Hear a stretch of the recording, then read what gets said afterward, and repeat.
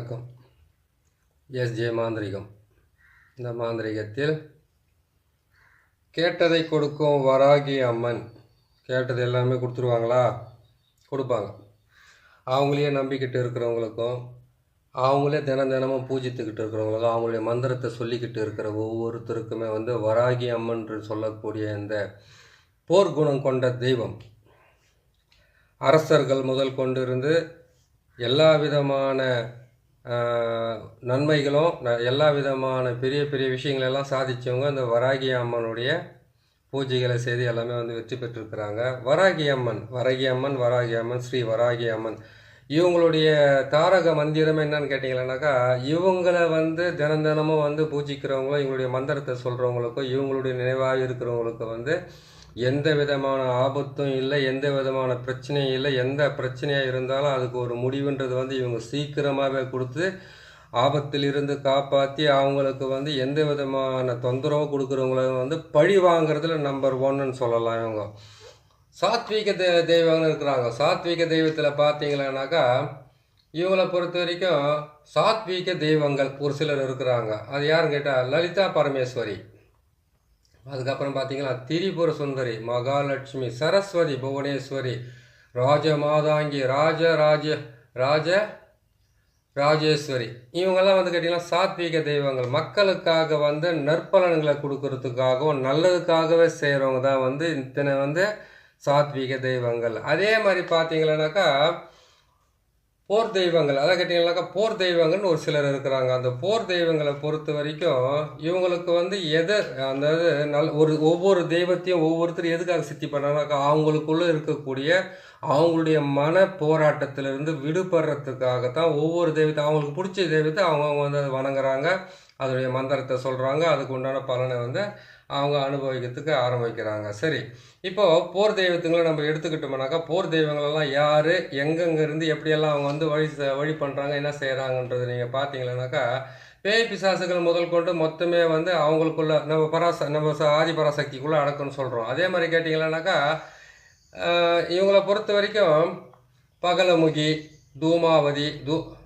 தூமாவகி, பிரசண்டா, சண்டிகா, பைரவி, இவங்கெல்லாம் பார்த்தீங்கன்னா போர் தெய்வங்களாக வராங்க.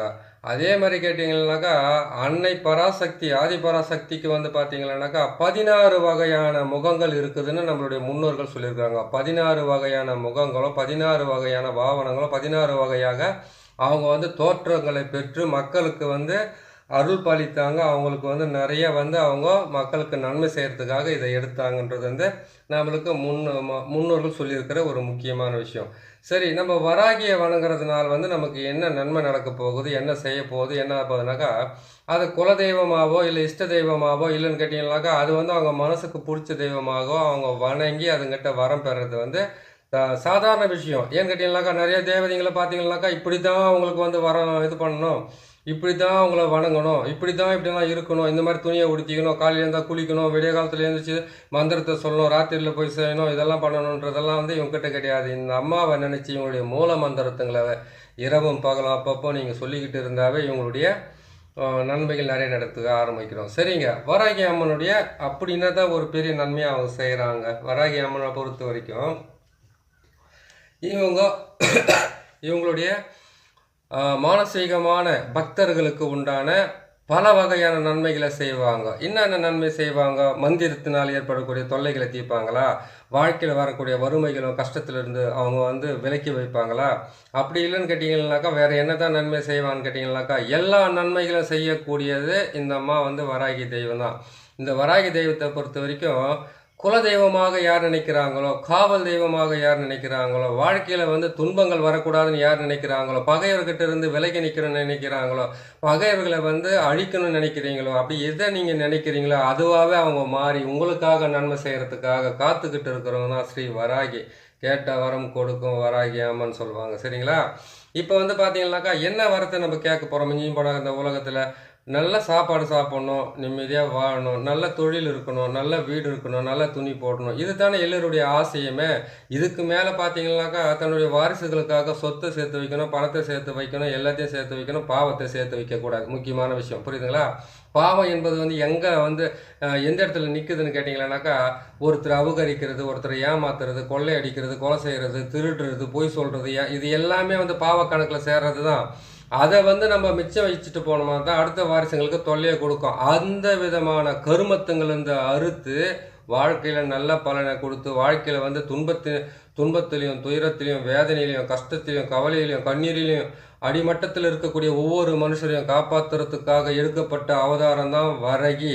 வரகி என்ற இந்த அவதாரத்தை பொறுத்த வரைக்கும் ஆகாயத்தை நோக்கி பார்க்க முடியாத பூலோகத்தை, அதாவது பூமி தாயவே பார்க்கக்கூடிய ஒரு மிகப்பெரிய வரம் பெற்ற ஒரே ஒரு தெய்வம் எதுன்னு கேட்டிங்கன்னா வரகை மட்டும்தான். அந்த வரைகையை நீங்கள் எப்படி வணங்கினாக்கா அவங்களுக்கு உண்டான வழி செய்வாங்க. 4 நட்சத்திரம் திதி கரணம் யோகம் இது ஏதாச்சும் இருக்குதா? எதுவுமே கிடையாது. தாராளமாக நீங்கள் எப்போ வேணாலும் கும்பிடலாம் அவங்களவே. ஆனால் ஒன்று, எந்த தெய்வமாக இருந்தாலும் நீங்கள் கும்பிட்ட உடனே நேராக வந்த உடனே உங்களுக்கு என்ன வேணும், என்ன வேணும் கேளு, உனக்கு நான் அப்படியே வாரி கொடுத்துருன்னு கிடையாது.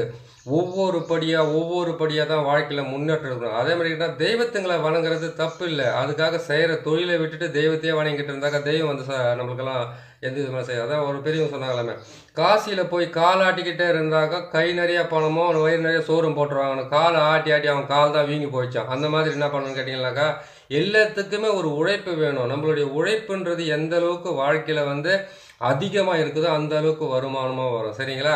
நல்லா உழைக்கிறவங்களுக்கு எல்லா தேவதைங்களுமே அவங்கள தேவதைங்க மொத்த பேர் அவங்கள காப்பாற்றிக்கிட்டு தான் இருக்காங்க. அது நீங்களும் பார்த்துருக்கீங்க, நம்மளும் பார்த்துக்கிட்டு தான் இருக்கோம். சரி, இந்த வராகினுடைய மந்திரத்துங்களை தினமும் சொல்லிக்கிட்டு மூல மந்திரத்தையும் சொல்லிக்கிட்டு இருக்கணும், அவங்களுடைய வாழ்க்கை வழிபாட்டையும் செய்துக்கிட்டு இருக்கோம். தினமும் நீங்கள் சொல்லிக்கிட்டே இருக்கோம். மாதம் ஒரு முறை, வாரம் ஒரு முறை போயிட்டு இந்த தெய்வத்தை நீங்கள் பார்க்கலாம்.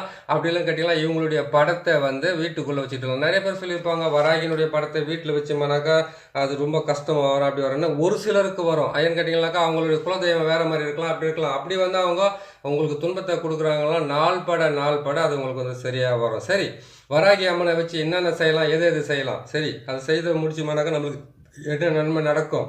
வராகி என்ற தெய்வத்தை பொறுத்த வரைக்கும் எந்த விதமான தொல்லைகளாக இருந்தாலும் போர் தளபதிகளாக தான் வாழ்ந்திருக்காங்க. அவங்க போர் தளபதிகளாக வாழ்ந்து வாழ்க்கையில் எதிரிகளை இல்லாமல் அடித்து அவங்களுடைய வம்சத்தையே நாசம் பண்ணியிருக்கிறாங்கன்றது ஒரு வரலாறு சொல்லிக்கிட்டு வருது. இன்னொரு வரலாறு அரசர்களுக்கெல்லாம் பக்கத்துணையாக இருந்து மொத்த பேருமா காப்பாற்றிக்கிட்டு வந்தாங்கன்னு சொல்லுது. இப்போத்துக்கு வாழக்கூடிய நிலைமையில் நம்மளுக்கு நோய் நொடி இல்லாமல் நல்லபடியாக வாழ்ந்தால் போதும். நோயற்ற வாழ்வு, குறைவற்ற செல்வம், தீர்க்க ஆயுள், இது இருந்தாவே நம்மளுக்கு போதுமான விஷயமா இருக்குது. அதனால் நீங்கள் என்ன பண்ணுறீங்கன்னா, இந்த உங்களுடைய மந்திரத்தை நீங்கள் தினமும் சொல்லிக்கிட்டு, உங்களுக்கு இந்த மந்திரத்தை சொன்னாவே பகை, வெறுப்பு, நோய், கடன், தொந்தரவு, இது எல்லா விதமான பிரச்சனையிலேருந்து நீங்கள் விடுபட்டு வெளியில் வரத்துக்கு உண்டான முழுமையான விஷயம்.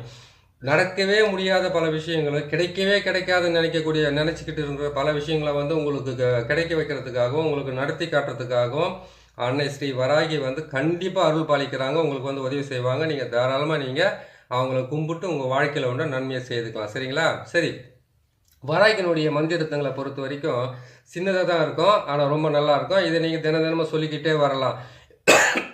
இது ஒரு பொழுதை சொன்னீங்களா இன்னும் ரொம்ப நல்லாயிருக்கும். ஏன்னு கேட்டிங்கனாக்கா, ஒரு பொழுது இருந்து எதுக்காக சொல்கிறேன்னு கேட்டிங்கனாக்கா, உள்ளமும் உடலும் சிந்தையும் நம்மளுடைய அறிவும் எல்லாமே சேர்ந்து அவங்களாவே இருந்து அவங்களுக்காகவே இருந்து நீங்கள் செய்துக்கிட்டு வந்தீங்கன்னாக்கா ரொம்ப நல்லதாகவே இருக்கும். சரிங்க, இந்த வராகினுடைய ஸ்ரீ வராகினுடைய மந்திரத்தை நான் சொல்கிறேன் பாருங்கள். இவங்க இந்த இவங்களவே மனமாற துதிக்கிறவங்களுக்கு உண்டான மந்திரத்தை இவங்க சொல்லியிருக்காங்க. அதாவது, நாசப்படுவார், நடுங்கப்படுவார், நவம் கயிற்றால் வீசப்படுவார்,